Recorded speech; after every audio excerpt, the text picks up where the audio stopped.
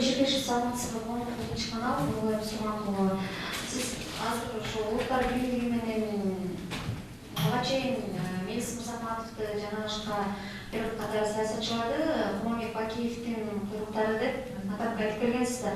Анан ошол эмне себептен шайлоо алдындагы эле биригүүгө, улуттар бийлиги менен Siz qaysi kanalda? КТР. Анан экинчиси Садыр Жапаровдагы Мелис Мырзахматов менен кошулууга даяр экенин айтты. Бул ошо Атамекен партиясы, Садыр Жапаров менен дагы бир пикирлеш болот дегенди түшүндүрөбү.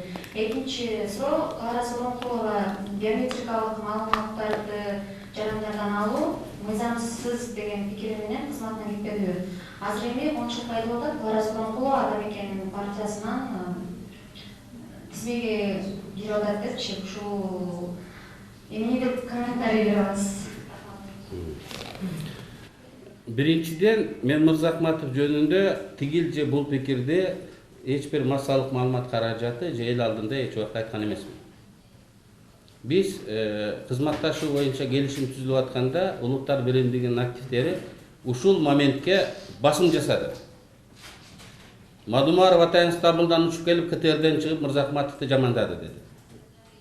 Ташиев, Келдибеков, башкалар өзүлөрү же болбосо бирөөлөрдү жамандатты деди. Бир гана Атамекен партиясы объективдүү көз карашы менен тургандыгы үчүн ушулар менен бириксе, иштесе болот экен. Ушулар ишенимдүү экен. Булар бирөөгө сатылып кетпейт экен. Бирөөнүн ырын ырдабайт экен. Бирөөнүн сөзүн сүйлөбөйт экен. Жакса жакпаса дагы эгер бир келишим түзүп иштесең, ошол багытында турат экен. Ошон үчүн биз биригишибиз керек деп айтышты. Мырзахматов өзүнүн кайрылуусунда 7 пункттан негиздеп мына ушуларды айтты. Ошондуктан сиз жана Бакиевдин куруктары деп айтты дегениңиз бул өзүңүздүн мындай балким жаңылыш оюңуз болсо керек. Экинчиден, Бакиевдин куруктары дегендердин баары бүгүн чоң кызматтарда, ошонун ичинде 7-чи этажда отурат. Сиздин телевидениянын жетекчиси дагы Бакиевдин уулу Максим Бакиевдин кол алдында иштеп, Сари дегендин мүчөсү болгон. Менден ошо Илим Карпбекке салам айтып коебуз. Суроо берерден мурун бимдин алдында иштеп атасыңар, каяктан келип калды?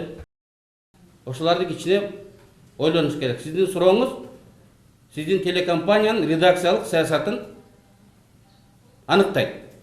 Мен анча-мынча кабарым бар, ушундай суроо бересиң деп жөнөткөн. Ошол суроону Илим Карпбекке бериңиз. Президенттин аппаратында кайсы отделде ким иштеп атканына чейин мен санап берем. Ошол эле СДПКнын фракциясын жетектейт деп ушул жерде Чыныбай Турсунбаев айтты кече, Алы Карашев деп. Ушул жерде Бакиев элди атып атканда Алы Карашев 7-жадан тамаша кылып карап отурган.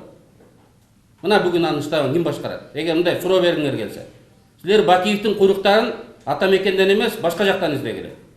Мелис Мырзахматов бизге келип кошулуп, тиги кол алдыбызга келип, же бир партия болуп бириккенибиз жок. Ал өз алдынча саясатчы. Аны өз алдынча биз тааныйбыз жана сыйлайбыз.